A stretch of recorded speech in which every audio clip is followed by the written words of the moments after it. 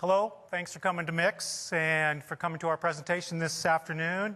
I'd like to introduce myself. I'm Brian Goldstein. I'm a program manager with Microsoft. Joined today by Arnold Blinn, who's an architect with the Windows Live platform. And we have a couple partners from Indiana University we're happy to have with us today. We have Alan Walsh and Dwayne Shaw. And what we'd like to do today is really paint you a picture, really how powerful and easy it is to leverage the Windows Live platform and the suite of services that we offer. You've heard a lot about those over the days, and we're going to sort of give you a way to tie them together so that you can offer your customers, your partners, or even your personal communication network ways to stay better connected. And best of all, it's free. You know, if you're wildly successful and you get over those millions of users, then we'll have contract agreements. But up to that point, all of this is free. So here's a little bit of what I'll be talking about today. I want you to come out of here with really one clear picture in your mind, and that's that the Windows Live family of services really provides this great suite of services that you can use for digital communication. We're going to demonstrate that today through a couple ways. We're going to talk about a go-to-market product that is Windows Live at EDU, and that's where our partners from Indiana University will be presenting. Then we'll look at a breadth product that we offer. That's the Windows Live custom domains. Does anybody here use our custom domains product out here? Okay. And anybody aware of the EDU, the @EDU product, or use that, or on a university? Good. So we have a fair number of folks that are familiar with the products. After we give you those demonstrations, which are the heart of our presentation, we'll discuss the future of our platform. And then my favorite part, we'll have a Q&A session at the end, and we can answer any questions at that point. All right. Well, you know, the basic premise of communication really hasn't changed much since really the dawn of time. You know, I want to communicate with you, and that's really been the premise of communication. What has changed, of course, is the way we do that. Things started out with grunting and throwing things at each other, and that progressed through smoke signals and different ways of communicating. When I started my professional career 30 years ago, we communicated really by the phone and by, the written word. And a lot has changed since then. You know, personal computers and email revolutionized the way we could touch people from all parts of the world. Now there's mobile phones, there's chat. And in 20 years, I can envision a system where we'll have maybe those 3D holograms. If you remember Star Wars, Yoda appearing in front of you. That's sort of, I think, the vision of the future is the visualization like that. You know, connecting people in today's digital world, it's critical to your business if you're in that, if you're in a small business. It enriches your personal lives, and it really requires this rich set of scalable services. Windows Live, we feel we're a great platform for this purpose because we offer this full suite of communication services that you've heard a lot about. You can use them right out of the box, or you can customize them using the rich APIs that we present. We have millions of members, and we're growing. And because we have those millions of members, we do have rich, scalable, reliable services on the back end that are up all the time and you can depend on. All right. Let me sort of summarize a day in my digital life, and I think it's a lot like yours, I'm sure. I use Hotmail to conduct my personal business, use Messenger to chat with both people at work and people away from work. I use Spaces to share my photos and blogs and my vacation stories, which are often humorous and unexpected. I do a lot of traveling. And I use my mobile phone really to talk to my community. And we all have these things now. In fact, I don't have a home phone, and I'm sure many of you don't have a home phone. And one of the nice things about there is getting this information on a mobile purpose from these other services. And that's where this contacts list comes in. Really, that is the key. Again, it comes back to me communicating with my whole world. And that contacts is critical to share among different devices. I know when I bought my phone, it was great to be able to move my Hotmail contacts, all 400 of them, into my phone and not have to worry about that. At the heart of this, as you notice, is this Windows Live ID. You all know about those. Today we offer to the masses the hotmail.com, the msn.com addresses. Those are great. They work wonderful, but they're really not personalized.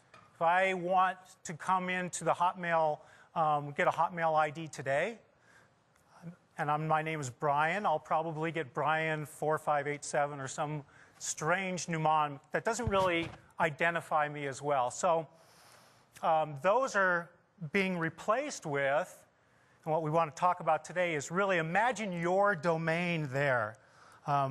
Your domain name, if you own a domain or work for a company or are affiliated with a group that has a domain name, those are really personalized addresses or personalized names. So imagine your domain name used by all of your customer base or your partners or your community for email, chat, blogging, gaming, all of those things. It's easy to set up, and we're going to show you how to do that today. And again, best of all, these services are free. Okay, so without further ado, I'd like to basically introduce the Windows Live at EDU program. This is a special go-to-market program that we offer to universities and colleges. It was launched a couple of years ago. And to date, we have over 200 schools in 15 countries that participate in this program, which represents over 4 million students and alumni. And our customers include the Indiana University Alumni Association and many more. And so, without further ado, I will introduce. Let me go through this quote first. I think it's quite interesting. These speak volumes right here. Why would a university or anybody use our back-end services? The business case for this is pretty compelling, and I'll let you sort of read these, but basically the savings are anywhere from $50,000 to $500,000 per year, depending on your student base, for us to host these services on our back-end and save you, a university or a large business, the cost infrastructure for doing that. Okay? And so now I'd like to introduce Alan Walsh from Indiana University. Thanks, Alan. Thank you, Brian. So I'm going to talk to you today from my unique perspective. My job at Indiana University is to manage identity management, which is a nice redundant title. But I work in central IT, and that's what I do. That's what my team does. We call ourselves the IMS team. And we manage identity and access for the students, faculty, staff, and everybody else at Indiana University. So I'm going to try over the next few slides to try and give you my perspective on Windows Live, the challenges that I'm facing in that central IT environment, trying to manage identity and access for all of these people, and what it really means to me. And then that'll flow kind of nicely into what Dwayne's going to talk about, is really more the business person. Dwayne comes from the functional side of things, and he can really speak about the user experience, what it's like for the end user who's actually taking advantage of these services as we plug into Windows Live. So I'll start off just by giving you a little bit of context so that you see where we're coming from in regards to Indiana University and identity management. We are a multi-campus institution. We've got 9 campuses spread out across the state of Indiana. It's a pretty common model in a lot of states, large public institutions in a multi-campus environment. And you see the numbers there. We've got over 90,000 enrolled students, and I pulled that stat directly off our website. That's quoting this spring's enrollment. So right now, for this current term, that is the number of students we have enrolled across all of those 9 campuses around the state. Faculty and staff, just a little shy of 60,000. There's some overlap there because we do have a lot of students who are also employees, about 15 to 20,000, and employees who take classes and so on and so forth. So they're not entirely cumulative there. And then the last number is the one that we're really talking about today, which is the number of alumni. And Indiana University, being a large school, We generate a lot of these people, and we have been doing it for a long time. So we have over 500,000 living alumni, and we'll add another 10,000 or so to that on Saturday at the graduation ceremony. My point here is that we're dealing with a very large scale here. I mean, this is a lot of identities, a lot of people that we're trying to keep track of, and it's a very, very challenging environment. So the mantra for us in higher education at IU, and I know at most other schools, for about the last 6 or 7 years has been this phrase here, this cradle to endowment. The idea that we really want to provide services and have a kind of an unbroken connection to our community across this very wide, extended life cycle. And this is sort of portraying to you kind of the vision here, what we're trying to accomplish with this, the notion that we establish this relationship with individuals as prospective students, even before they've applied for the university. This could be all the way down to someone who's in high school or even middle school who's contemplating where they maybe want to go to school. So we're establishing relationships at that point. We want to be able to establish identities and begin offering services to people at this point. And then it just carries on through the entire life cycle from there right up to that point when they move into the alumni phase, which of course lasts hopefully for quite a long time. The challenge, of course, for us is how do we do this? How do we offer services to this extended population of users? If you looked at what we've been doing for the last several decades in IT at higher education, we've really been focused on those two middle dots, the admitted and enrolled student, at least in terms of student populations. We've been handling those pretty well. That's a manageable number. You saw the statistics there. Pretty large, but nothing that we can't really get our hands around, under 100,000. So we do that really, really well. The challenge is as we push out on either side of that to the pre-admitted, pre-applicant stage of the life cycle, and then more importantly, how do we address those extremely large numbers on the alumni side? How do we, get our hands on this? How do we provide services to this very large population of people? Because it's very, very difficult to do. A couple of the challenges that we face in trying to do this, a very obvious one, Brian just alluded to this in his quote, the quotation that he had there. Cost. It's a very significant cost, as you might imagine, to be able to try to provide services to that number of people. Quite honestly, the way we're set up and structured, everything in terms of our funding and whatnot is really focused on delivering services to those people that are in that middle part of the life cycle, the people that are actively enrolled and taking courses at the university. And it becomes very difficult for us from a funding standpoint to try to extend that and to begin to offer services to people beyond that limited scope, that limited portion of the life cycle. So cost clearly is always of concern to us, particularly being a state-funded institution. We're under constant pressure to try and minimize costs and to do more with less. The other, maybe less obvious aspect is just from a policy standpoint. And at least as it stands today, with regard to our IT policies, it's really not possible for us to offer a lot in the way of services to people that are outside of those traditional roles within the institution, specifically folks like alums, because from the policy officer perspective, we have very little control over those individuals and what they do, and they get very nervous about, taking on responsibility for, what those folks are doing with email and other services that we might be providing to them. So that's a real challenge as well, is us being responsible for that, having people, using our systems, using our maybe email environment and other systems to do things and what the policy ramifications might be. So those are a couple of the main challenges, and this is what's really leading us to look beyond our own borders to try and find other resources that we can leverage to help us accomplish these goals and get past these challenges. So this is really the picture to me, that we're trying to get to. This is what we're trying to achieve when we go out and partner with Windows Live to try and extend the life cycle and really extend and complete our community, because that's what we're really after, is trying to build a complete community. We have an incomplete community before we hook up Windows Live.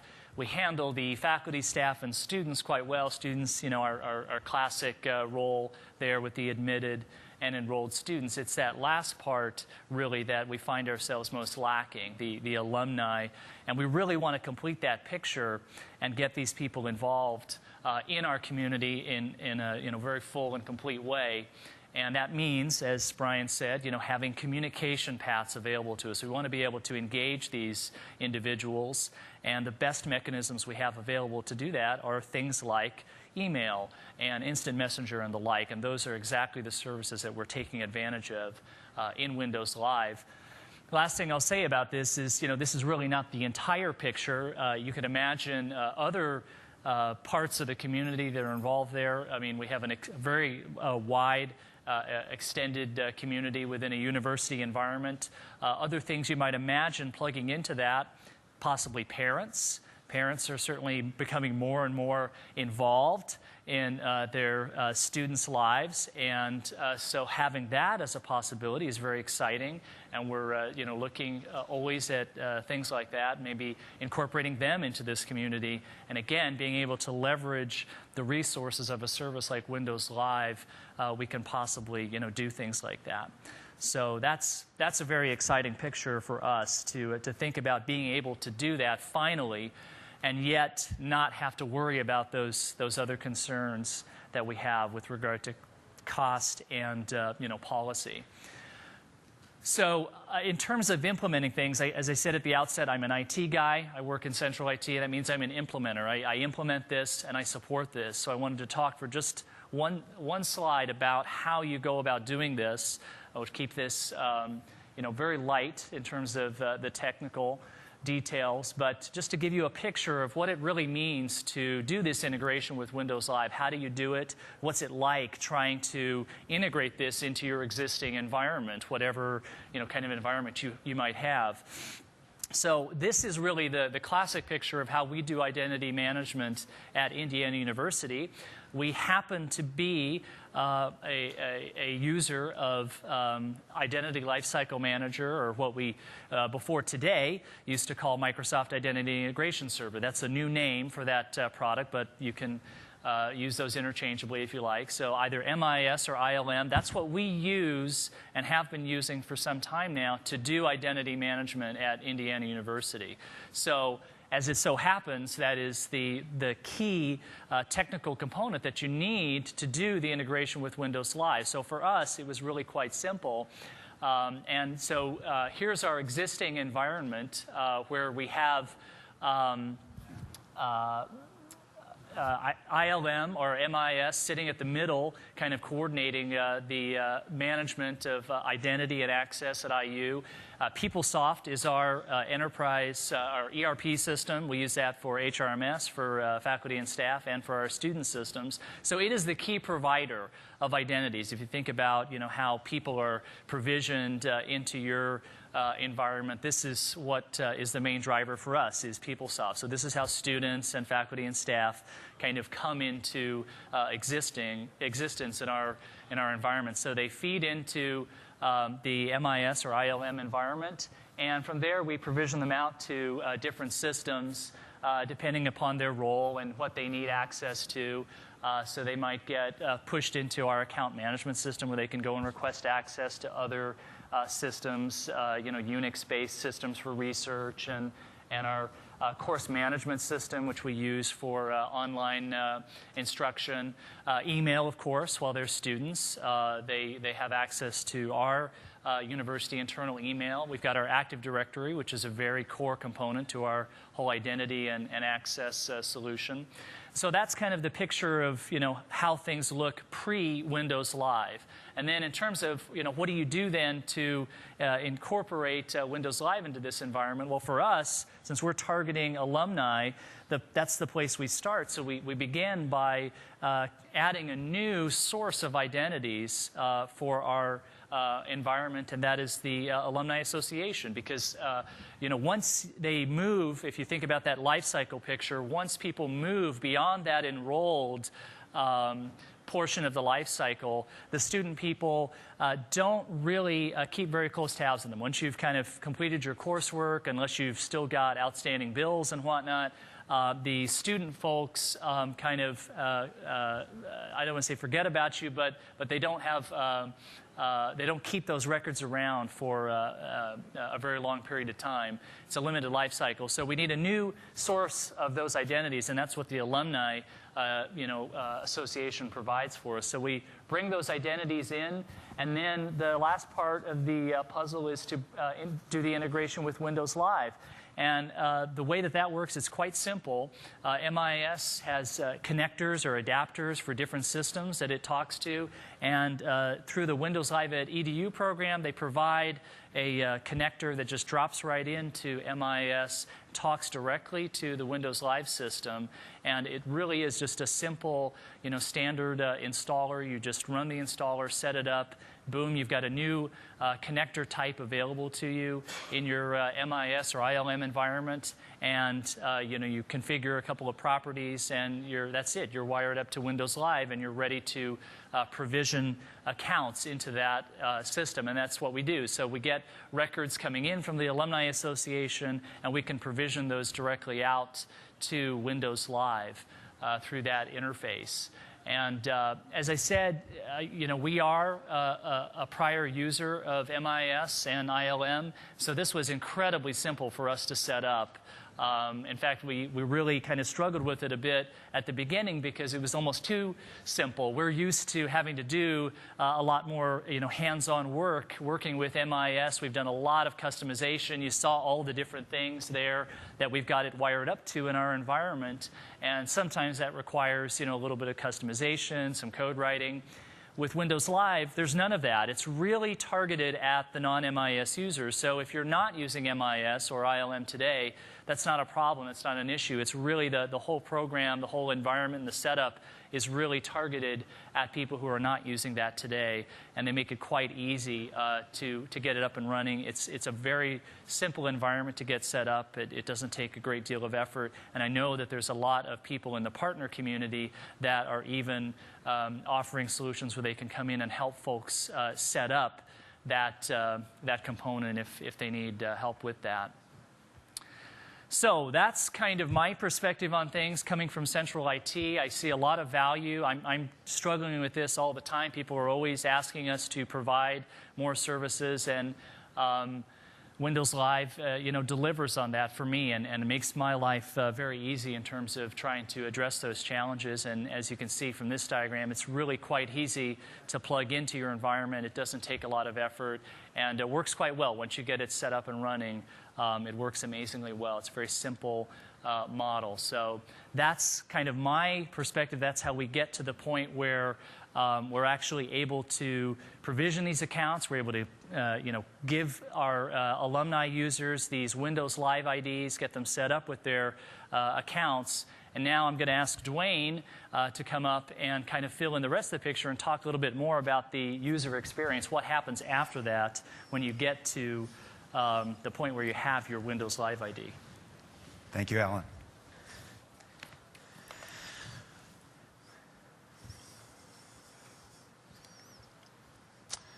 As Alan let you know, we are a very large institution, and in a few years we'll soon have the largest living population of alumni of any university in the nation. We, any typical semester, have between 80 and 100,000 active students, and it moves along fairly quickly.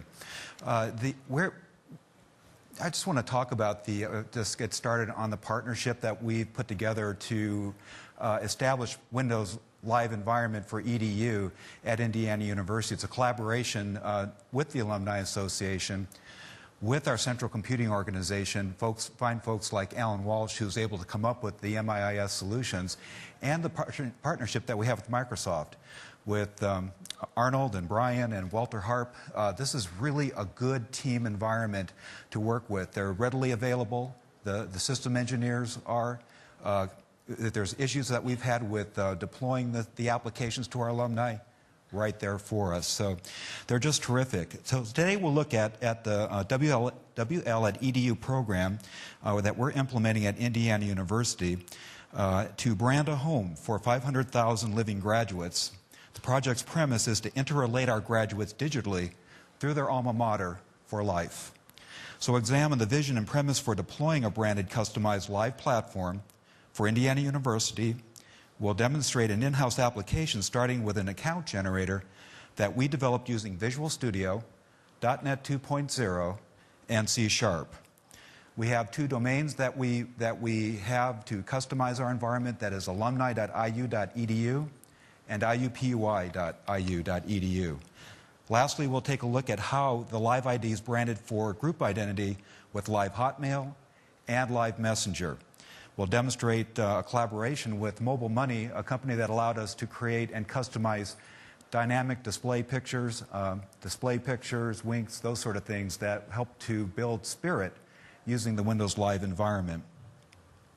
So building a digital Hoosier Nation, the challenge to build that virtual community on the Live platform was really quite daunting. It was really challenging to paint the picture on where we were going, but we finally got there, and we started procuring accounts in earnest last fall, and we were heavily marketing it starting this spring.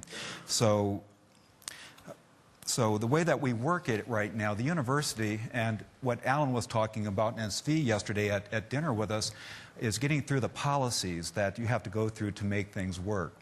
And right now, we had a policy where when a student graduated, we basically disenfranchised them electronically from the university. And they had nothing after they left. And so we've been working on establishing that identity, got it through with Alan, but you'd be surprised how difficult it is to do these sort of simple things in a university environment.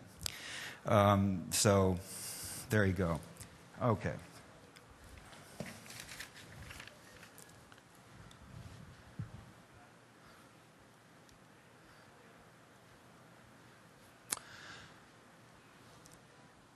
So we talked about building, using the Live products, Live Mail, Instant Messenger, blogging for our alumni. We're also going to be looking at the opportunity that we have to establish the Live environment for our chapters. At Indiana, we have over 100 chapters throughout the world, in Asia, anywhere you can imagine. And currently, those chapters they have presidents and boards and governance, and it's not controlled by any standards electronically at all. So what we're moving with the Live ID for our chapters is the concept of building satellite, satellite corporations, offices throughout the world using Live ID in those 100 chapters as Live Mail, as the mail of choice for those chapters, so that it's branded, so that we have a constant sense of trust, a constant place to distribute our e-communications, to integrate our calendaring with the corporate offices. So we're looking to use Live environment, the Live platform, to set up a communications environment that talks back to the university, that connects back to our exchange environment, that creates a sense of partnership and branding for the chapter leaders that we have throughout the world. Blogging events, we'll look at some of those sorts of things today. Okay. So as we continue to build on the social network for life, the ultimate goal is to have our alumni participating with other alumni, alumni participating with students, students participating with students using Live Mail, Instant Messenger, blogging, all those sorts of things.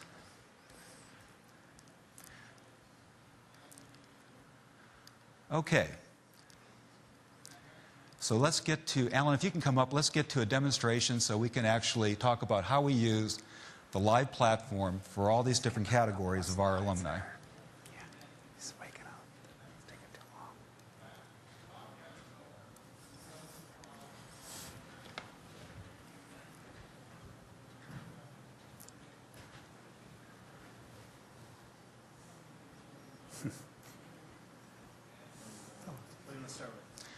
Let's just bring up the live mail.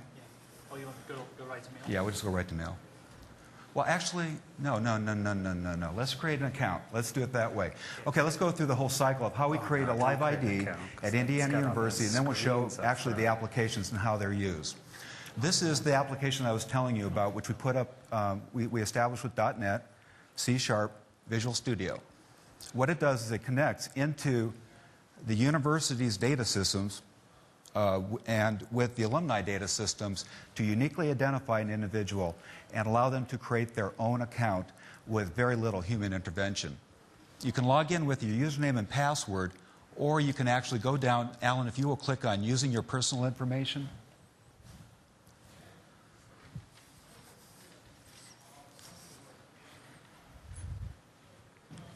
Okay. So Alan's going to go ahead and set up a live ID right now using the system that we developed. We can find our notes. Lost my page. Sorry.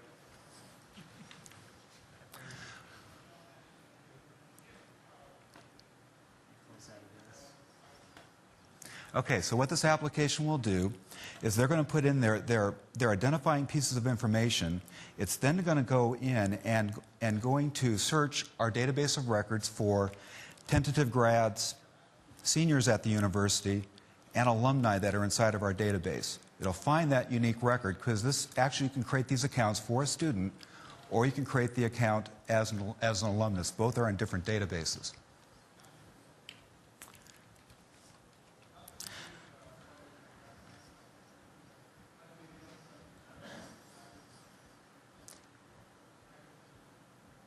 So I just sent Alan an email with the names of some people to create the account.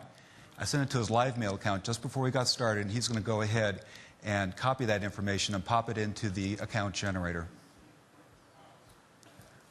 One of the things that I think is kind of neat about this is, from the user perspective, they're not starting the whole process of onboarding. They're not going to live to do this. They're going to our site. They're starting at IU. If you go back to that diagram that I showed about how the whole process works, it flows from our system straight out to live. And that's kind of a nice experience, that they're doing it all by interfacing with us. They're not having to go directly to live to do anything. And that's and all the information that you're going to see coming up is stored at Indiana University. We're not sending it out to Microsoft. That's something that you might be concerned about. Okay, first name, last name, This date is of not birth. a recent grad, obviously. We picked an individual that probably would not be setting up a live account soon. Okay, so then it goes down into the database, pulls up, pre-populates all of their information for us. They can then go in and update their information, and then that would go to another application where we would update our records from. You can see we can get their personal information, their home information, their business information, and so if you just go ahead and click on Next, Alan, we'll just continue to move through the various screens. This one is for home, business. Go ahead and finish. Now, when they get to this site, they're going to be able to choose their domain. So a big part about the Windows Live platform at EDU is we allow them to customize their domain. So they'll have their IU domain for life. They can pick two at Indiana University. We're going to pick the IU.edu. Now, if she had a username when she was attending Indiana University, that would have come up in the screen, giving her that option to keep the username that she was accustomed to, but Nellie didn't have a username. So Alan's going to create a new username for Nellie, and then he's going to create the account. Temporary password is new user. They get a note that says, hey, do you actually want to be Nellie Burns at alumni.iu.edu, confirm the account. And then we want to know which email address, because sometimes we have multiple email addresses for individuals in the system. We'll click on Nellie. We want to be able to contact her through her alumni.iu.edu account. And it says, wait at least 2 minutes for your account to be generated. Typically, it's much faster than that, and it's that easy. So we can procure thousands of accounts a day using this .NET application, and we're ready for business. So we could actually start validating students if we wanted to, and we do open this up for any senior at Indiana University to be able to generate an account. Okay. Can I just go back for Sure. 1 second to that screen where Dwayne was explaining how they can pick the username component that they want to use for their live ID? What I've seen in looking at what people choose, more and more as students, current students are moving into that alumni space, they are continuing on with the network ID that they had while they were at IU. We give them a network ID while they're students, J. Smith at Indiana.edu and et cetera. And people are continuing to use that more and more. They're choosing to stick with that identity, which I think just reinforces the idea that, they see this as a continuation of that, strong Indiana University identity, which they established while they're students at IU. Great. Okay, so the account's created. Let's take a look at what an account might look like. Now you look at the inbox first, so you saw that. Sure. So if you look up in the upper left-hand corner, you can see that there's Alumni Association mail there. Microsoft Teams is very good about customizing that window for you. So you can go in and create whatever graphic is appropriate for your university or your alumni association right there. So you would send your graphic. In this case, Sarah Goodman is the individual that we work with, and it gets processed in a few days. We're going to be changing that to the block IU, so it'll just say IU Mail. So that's coming up soon. Another piece of real estate that you get to work with in the live platform for live mail is a pull-down button that actually has links. So you have 6 links that you can define for your university. And towards the bottom, you can see they can go to the IUAA Home, the IUAA Calendar, the IUAA Career Center. IU Connect is where our gateway page for basically all of our electronic services. The Career Center, that's very, very nice for us. So as thousands of accounts get created, we have that piece of real estate to promote our services inside of the Alumni Association. Can we just bring that back, Alan? Yep. You went to IU Connect? Beautiful. Okay. You showed one of your links. Yeah. Okay, good. Something, if you've not been working with the live platform, that people often forget is the search capability. When you go to the search box, that will pull up any keyword that's inside any one of thousands of emails that you might have on your system. I use it frequently. It is the way that I actually organize my mails, just using search. I rarely now put my mail into folders. I just go ahead and use it that way. You have your inbox, you have a calendar, all those sorts of features that you like to use in Microsoft Outlook is available in Microsoft Live. So in terms of extending the communications environment to our chapters, what we're doing is we're insisting that they do their scheduling through Live, interfacing it with our Exchange system, goes back and forth. So we use the tools to do video conferencing with chapters. So if we've got our president in India, we want to have a meeting with the president of our India chapter, we use Live Messenger to do video conferencing back and forth between both areas. Very cheap, costs nothing. All it takes is a video feed on the notebook computer in India, and same thing over at the Alumni Association. Okay, so we like that a lot. Let's go ahead now and take a look at an example of a blog that's a part of Spaces. So this is the Live Spaces environment, and you'll take a look at the Kelley School of Business and what they're doing with blogs. Kelley grad, 2007, right?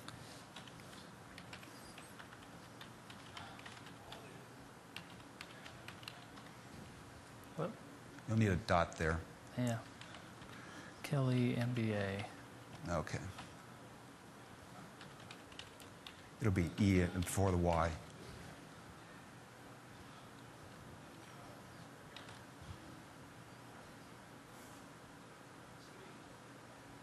Okay, so this is our Kelley School of Business, and they are promoting this blog as the place to come to for their 2007 MBA graduates.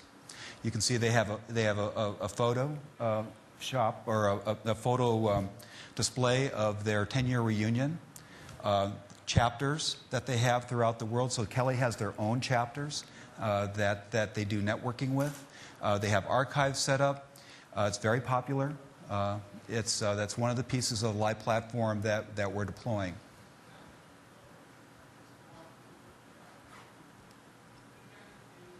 Okay, let's go back now to maybe what we ought to do is just do the remote desktop. And we'll take a look at Instant Messenger.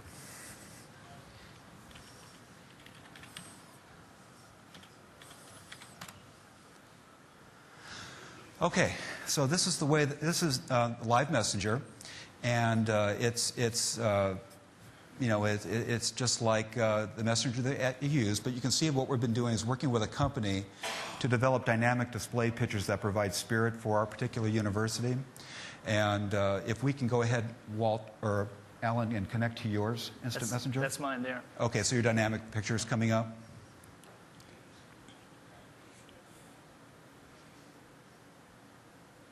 It may not because I'm actually not there. We could try someone else. Okay. All right. Anyone else that has? Bring up Sharon. There we go. So you can see our IUPUI campus has a Jaguar that's associated with it. And so we kind of get our things going back and forth between the Bloomington campus and the IUPUI campus in Indianapolis. And we just show our spirit, okay? So now these dynamic display pictures have multiple emotions associated with them. You're only seeing two. But if we were to beat them in IU basketball, we might have a different type of a display for them, right? So just the way that we're customizing Live Messenger to provide some spirit for the university. One of the challenges that we're going to face coming up in the future is how do we actually create contacts for 500,000 people and have a directory of sorts that they can actually IM each other based on categories of value such as interests, activities, events, those sorts of things. We're working on that right now. It's a big job. Okay, let's go ahead and minimize that, Alan, and then I want to show you the store that we've been working with. Actually, Alan, go back. I want to do something. I want to show the folks some more. If you could bring back. Okay, let's go ahead and send Sharon a wink that we created. Where are the wink will be the second from the left. And go ahead and click on the Jaguar wink, and I'll show you.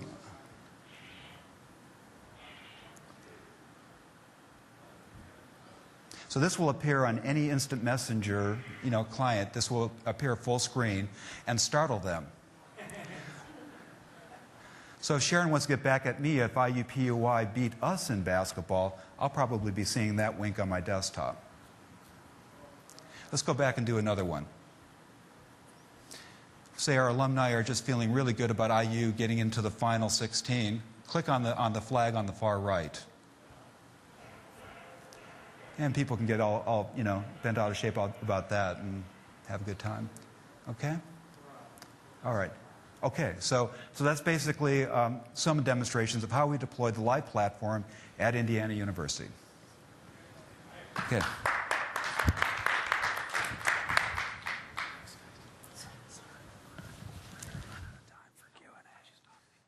Okay.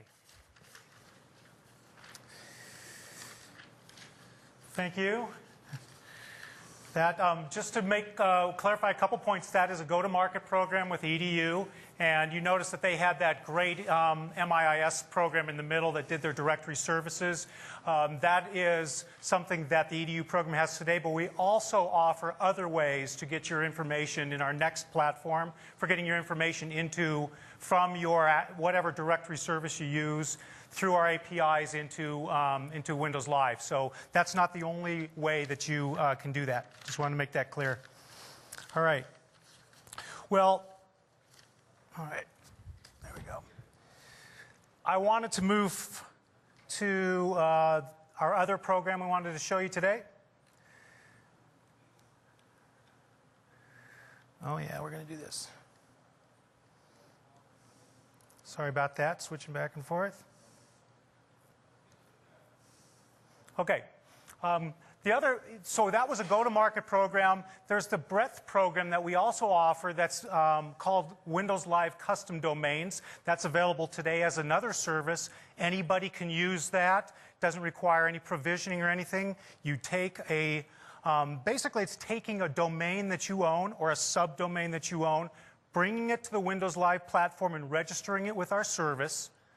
And then, because of that, you then own that, what we call a namespace on our platform, and you can create accounts in that namespace. So if you owned partner.com, you would register it with us, And then you could create brian@partner.com and sales@partner.com and any number of Windows Live IDs underneath that. Again, personalized accounts that you can use for all the great Windows Live services.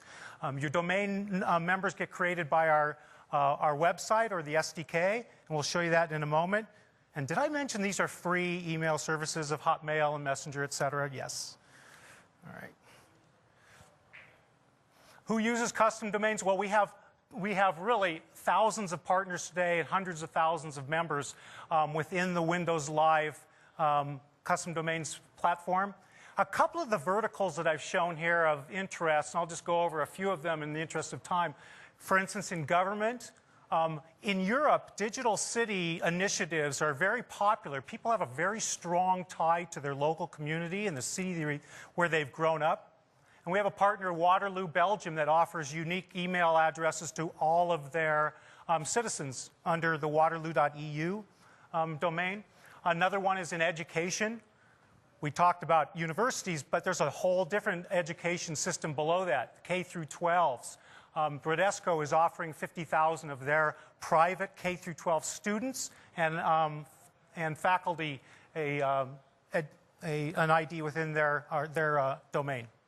There's also small businesses will use our custom domains product. It's easy to get up and running. And web portals might use it to create IDs for messenger chat rooms. We've seen people do that, create an ID, let people link together through their local community. Okay? Really easy, and we'll show you that in a second, how to set up a custom domain. You register a domain, you change your MX record and manage your accounts. We have this great open membership feature, which is an optional way to add accounts. We give you some HTML code, you put it up on your website, and people will come to your website, sign up for an account under your domain on your website, and then they'll come back to your site to actually log into their email that way. So it's a great way to attract people to your platform and to keep them coming back. And then there's our SDK, which we allow programmatic access to. I'll make a few mentions about our SDK. Version 1 is available through MSDN. Anybody here used our SDK before, the Custom Domains SDK? Don't see any hands, okay. We have 12 methods today for creating, deleting members, enumerating members. This is great if you have a large domain where you want to manage a large number of accounts.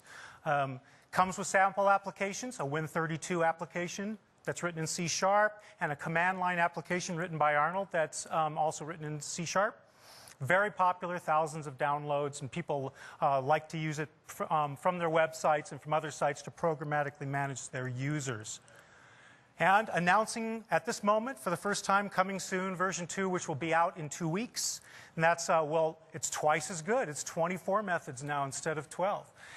Expanded features for partners, including some of the things that the EDU folks have taken for granted in managing their students. Supports certificate authentication. Today, you have to authenticate on our system using a passport.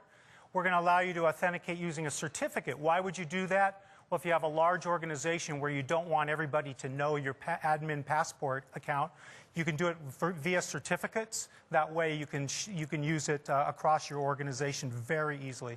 And of course, richer applications, because we're twice as good, we have to have twice as good of applications. All right, I'll invite Arnold Blinn to come up here and demonstrate custom domains. Thank you, Brian. I apologize for the machine. We got here and only one of the machines was working, so we have to do this switching back and forth a little bit. Let me just...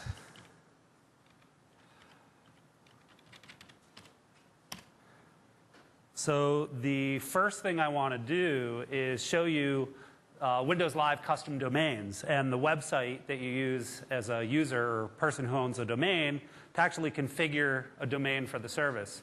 This is a really, really easy thing to do.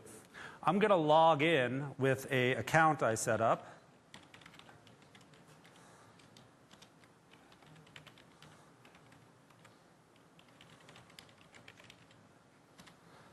That has a few domains in here. And the first thing I'm going to do is I'm going to go ahead and sign up with a brand new domain.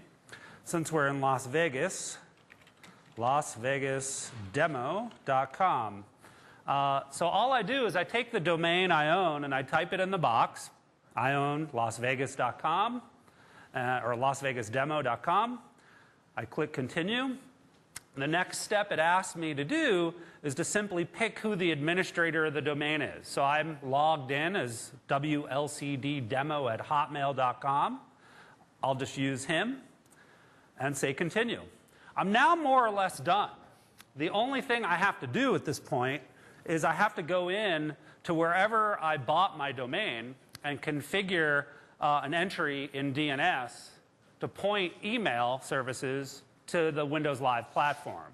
Now, since I actually don't own the domain LasVegasDemo.com, and since it would take me time to log into a DNS provider even if I did own the domain, I'm just going to use the magic of demos and click on a link here that is the page that shows me all the domains that I own and the status of them. And you'll see my new domain, LasVegasDemo.com, is still pending DNS confirmation. But I've gone ahead and I've set up 3 other domains, in fact, for my wife and daughter and son ahead of time. I'm going to go into JackieBlin.com. Jackie happens to be my 3-year-old daughter, and she is a domain. And she set up an email account for me and one for herself. She's a very advanced 3-year-old, by the way. And a couple of test accounts. If I want to add a new account, I can simply use the web user interface here and go ahead and add a new account. So somebody shout out their name. I'll give you an email account in JackieBlin.com. Don't all yell at once. This is valuable. You can, Anne? Okay. And I'll set the password to password. And I am more or less done. I've just created the account, Anne@JackieBlin.com. The application, the website, is very easy to use, as you can see here. Now, obviously, for a small domain where I have 5 or 10 users, such as a family, this web user interface is probably enough. I can go in, I can create my 5 or 10 accounts. But if I'm an institution or an organization with thousands of users, it would be a little burdensome to create them through this web UI, or a university with 500,000 alumni. So naturally what we have is an SDK to make this easy to do. Now, the SDK is a simple SOAP service. I can show you the SOAP service WSDL. A WSDL is just an XML description of a SOAP service. A little bit hard to read and parse. I could also show you really quickly just a more friendly to read page about what the various methods are on the SOAP service. These are the 12 methods in version 1 of our SDK. Now, the interesting thing about SOAP services is you can code them very quickly and against them very quickly and very easily with Visual Studio. So by creating something called a SOAP proxy class. And our sample programs all leverage that example, or all leverage that.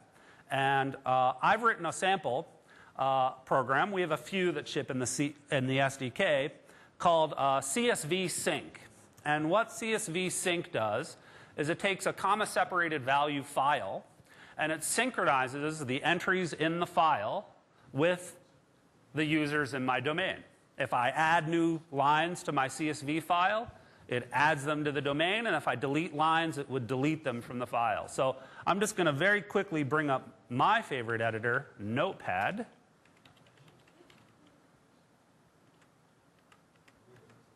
And show you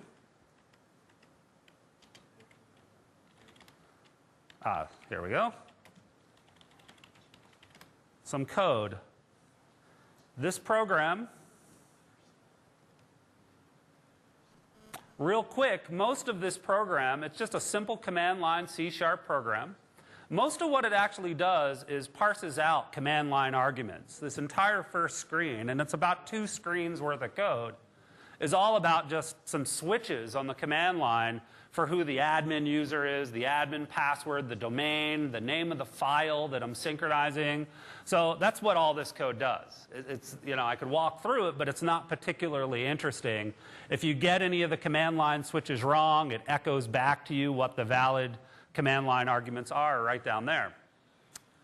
The next section of code basically is boilerplate code that takes the username and password in version 1.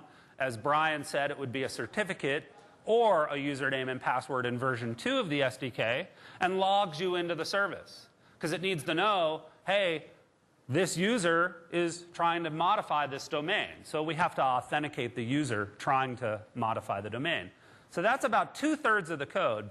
The rest of the code is actually simply opening the CSV file right here, reading in a line, getting the username and password out of the file. So we still have not done anything to the SDK yet, and we're about to.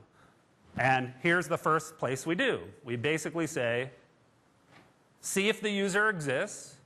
If the user doesn't exist, add the user to the domain. And that's it.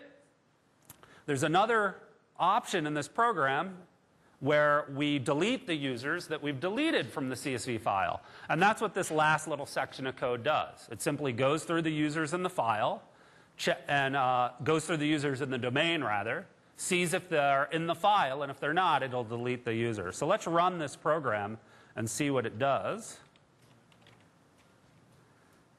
So I'm going to open up my testfile.csv, and I just added Ann, so I don't want to lose Ann when I, but let's go ahead and look at my domain.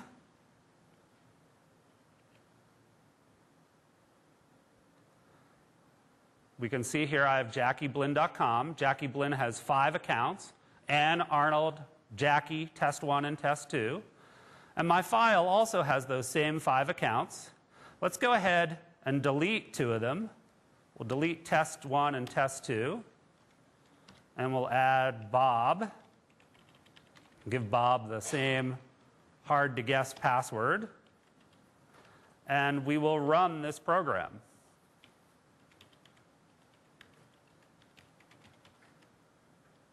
I have a batch file that very quickly runs the program with all the right command line arguments.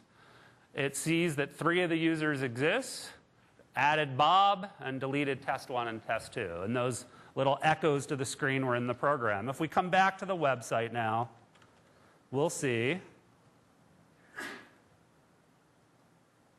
that, in fact, we've deleted Test1 and Test2 and added Bob. So, you know, this is a very simple program, but you can build lots of sophistication on top of it. The final thing I want to show to you real quick is this open membership feature that Brian talked about. So far, all the domains I've done here are a domain where I'm creating the users. So, and that's a very normal case. But for some situations, you might want to allow any user to come in and just create their own account in a domain. And we call that open domains. So I'm going to go ahead and turn on open membership for this domain. And what will happen is it means any of you could go get an account in JackieBlinn.com, which I'm sure you'll do as soon as this session is over. And what we give you is a quick little HTML sample that you can put on your website. So I have here Jackie's website. There's Jackie right there with her dad and the rest of our family. This is where you're supposed to go, aw, isn't Jackie cute? Yeah. So I'm going to now go ahead and take this little HTML snippet that we generate,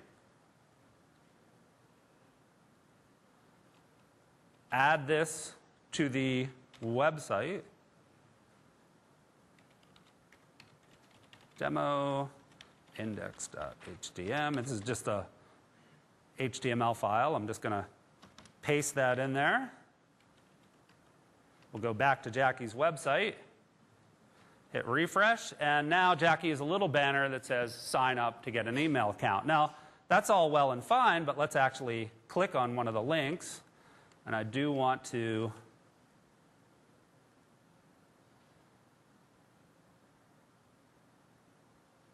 And what happens is I come to this web page. This is the same user interface for signing up for a Hotmail account or Windows Live account. But now JackieBlinn.com is the domain name, and this user can go through the sign-up process. So that's the demo. Brian, are there any more slides? We're really out of time, so let's just wrap it up and hopefully have at least 10 seconds for Q&A. Yeah. Well, I want to just summarize what we showed to you today was a go-to-market program, the Windows Live at EDU program, as well as the breadth program that Arnold showed, custom domains. This fall, we're merging them together to have the best of both worlds, the ease of using custom domains, which Arnold showed, with the rich features, the co-branding, the single sign-on, all those great things that the EDU guys showed, merging them together on a single platform so you will be able to control your co-branding elements and your single sign-on elements and all of those things so that we can touch more of you and make it a lot easier for you to put your domains on our platform. All right. Here's some resources to get things, and that's with that. We'll open the floor to questions to either Dwayne and Alan or Arnold and myself. Any questions? Please go up to the microphone if you have a question. And otherwise, so we can hear you. Feel free to hang out and ask us. Yeah, we'll hang out afterwards, too. We are out of time. Okay, we have a few minutes. Yep. Go ahead. Yep. Yeah, so I noticed that your web services that you showed here are SOAP services, but like Live Contacts, for example, uses RESTful services. Which kind of works for them because they're doing a lot of kind of search kind of activities that work across a taxonomy. But do you see you like standardizing that around one thing, or are they likely to remain separate? It just seems strange to have two different approaches. No, and I would agree with that. I mean, we do have some REST-style interfaces. We have some DAV-style interfaces. We have some SOAP interfaces. We're not the only service with SOAP interfaces. I think that's kind of the state today. Over time, I do see us converging at least some of these, maybe not all of them. REST-style interfaces are good, but don't always work for the richest fidelity protocols. And similarly, SOAP interfaces have an accessibility bar, I think, that are harder for a more casual developer. But you kind of consider the audience of the two SDKs. It's pretty unlikely that a casual website developer needs to manipulate a custom domains. That's usually something in the purview of a university or a business that has a large IS department. So they're going to be a little bit more able to use a full fidelity SOAP interface that can do things like richer authentication via certificates and so forth. So I think where it makes sense we'll converge, but foolish consistency is the hobgoblin of small minds. So we don't want to converge them for the sake of converging them. All right. So. Yes. Hi. Do you have, like a lot of the experiences going out to live mail, I was wondering if you have integration capabilities on, say, my website. Say I want to have a profile type page and show them you have 4 unread emails and maybe even the headers, and then they click on it and shell out. Is that possible? Yeah, there are some interfaces being developed to enable that sort of thing. We're not announcing anything as of yet, but there are some, for example, some gadgets that do exactly what you're asking, email counts, kind of the subject summary. So I think you'll see some of that stuff from us in the next 6 to 12 months. I can't give you definitive time frames yet. It's not version 2 then, right?